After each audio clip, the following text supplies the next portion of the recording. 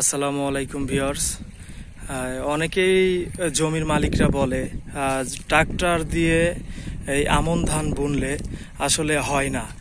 আর এই ভুঁইটা টোটালি আমার ট্রাক্টর দিয়ে চাষ করা কিছুদিন আগে, আর এত সুন্দর বেসন বাড়াইছে যা বলার মতো না। কিছু অসাধু পাওয়ার টিলার যারা চলায় তারা মানে অতছা শুধু শুধু ট্রাক্টরের বদনাম বলে, কিন্তু আসলে ট্রাক্টরই, পাওয়ার টিলারই। কারণ কেউ কারোর সাথে তুলনা দেওয়া চলবে না। এটা সবাই মাথায় রাখবেন যারা জমির মালিক আছেন।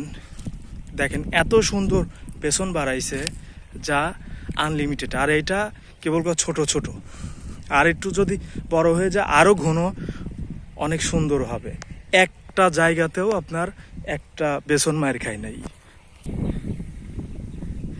এই যে এইগুলো ট্রাক্টর দিয়েই জমি চাষ করে বোনা হয়েছিল। দেখেন কত সুন্দর গাছগুলো বের হয়েছে, আর এগুলো বেশি দিন হয়ে গেছে। এগুলো ট্রাক্টর দিয়ে এক জায়গায় একটা জমি মার যায় নাই। ঠিক আছে, তো এরকম কথা থেকে সবাই সাবধান থাকবেন। দেখুন পানি বেঁধে গেছে তাও কিন্তু বেসন মার যায়নি। কিছু কিছু জায়গা পানি বেঁধে বেসন নষ্ট হওয়ার কারণে শুধু মার খাইছে, তাছাড়া একটা জোর থাকা অবস্থায় প্রত্যেকটা বেসন 100% হয়েছে। এই যে আমাদের ড্রাইভার সাহেব, এই যে সব কাজ চলছে, আর এই যে গাড়ির অবস্থা দেখেন। নরম মাটিতে কাজ করতে গেলে যা কষ্টটা হয় আমাদের।